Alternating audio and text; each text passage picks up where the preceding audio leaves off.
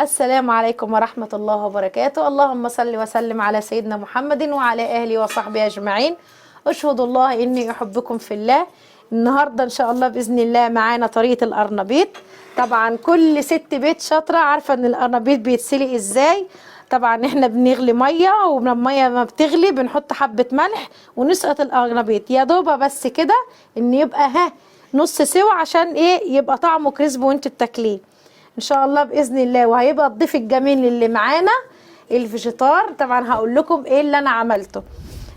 معانا هنا كوبايه دقيق، عليها معلقه صغيره كركم، معلقه كمون، معلقه ملح، سنه فلفل اسود، سنه شطه. لو انتوا حابين، مش حابين الشطه خلاص براحتكم، بس اهم شيء عشان تعزيز المناعه الكركم والفلفل الاسمر.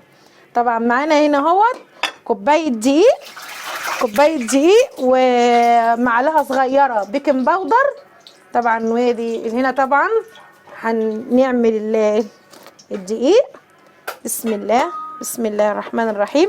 طبعا معانا هنا كوبايه دقيق زي ما قلنا، ومعانا 3 معالق نشا، ومعانا معلقه صغيره بيكنج باودر. ما نكترش يا جماعه البيكنج باودر عشان ما يشربش زيت كتير، وانا هقول لكم ان شاء الله عشان ما يشربش زيت كتير مننا ايه اللي احنا هنعمله خطوه خطوه عشان ما يشربش زيت كتير مننا. طبعا طيب ان شاء الله باذن الله كده كده لازم نخلي الدقيق زي عجينه الكريب كده، ولا هو خفيف قوي ولا هو تقيل قوي، يعني يبقى في المظبوط كده. وهنضيف طبعا هنا نص حزمة كزبرة ونص حزمة شبت.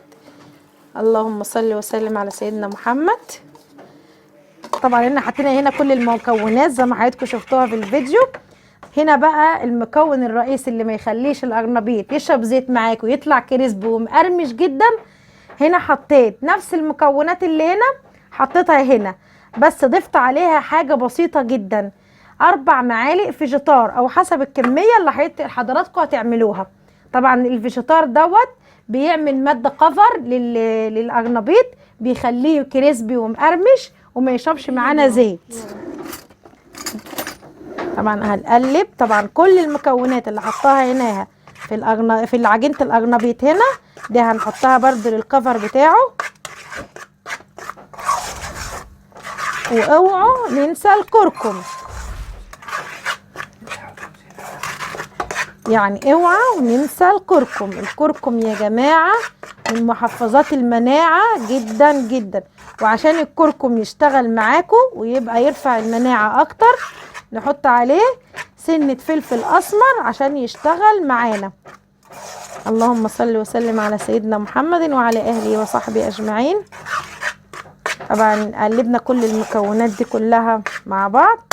هنحتاج بقى هنا يبقى هنعمل اللهم صل وسلم على سيدنا محمد. اللهم صل وسلم على سيدنا محمد.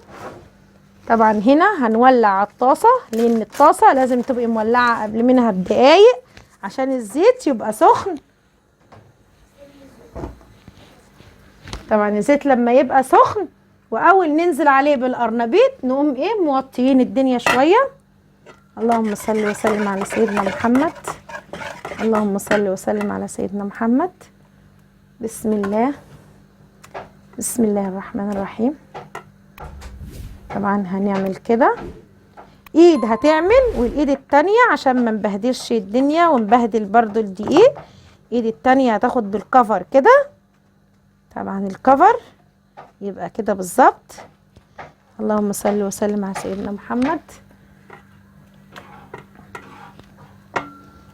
اللهم صل وسلم على سيدنا محمد. ان شاء الله.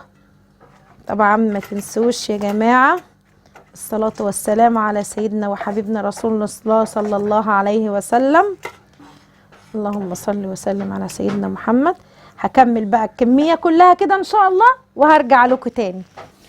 طبعا حضراتكم انا عشان ما اطولش عليكم، طبعا انا دلوقتي حطيت القرنبيط في الطاسه. اول ما الطاسه الزيت يغلي يسخن قوي نقوم موطيين عليه عشان القرنبيط ياخد راحته لو عايزه اقول لكم دلوقتي صوت القرمشه دلوقتي وهو بيتكتك في قلب الطاسه تحفه، كانه فراخ كنتاكي بالظبط. ما شاء الله. طبعا هنسيبه دلوقتي كده انا عشان ما اطولش على حضراتكم. اطلع بقى الكميه ديت وارجع لكم تاني. طبعا خلصنا الكميه يا حضراتكم. بسم الله ما شاء الله، فراخ مقرمشه مقرمشه والله الطعم. بص بسم الله ما شاء الله، سامعين القرمشه ما شاء الله تجنن، وما شاء الله ما شربش زيت خالص. جربوا الطريقه ديت وباذن الله ان شاء الله مش هتاخد معاكم كميه زيت كتيره. طبعا عشان نبقى مناسب للجنب القرنبيط عملنا شويه سلطه ما شاء الله يستاهلوا بقكم. واتمنى ان انتوا تكونوا معايا دلوقتي والله وبتدوقوا القرنبيط دوت، واتمنى ان شاء الله ان يعجبكم. استودعكم الله الذي لا تضيع ودائعه. ما تنسوش بقى الاشتراك في القناه. السلام عليكم ورحمه الله.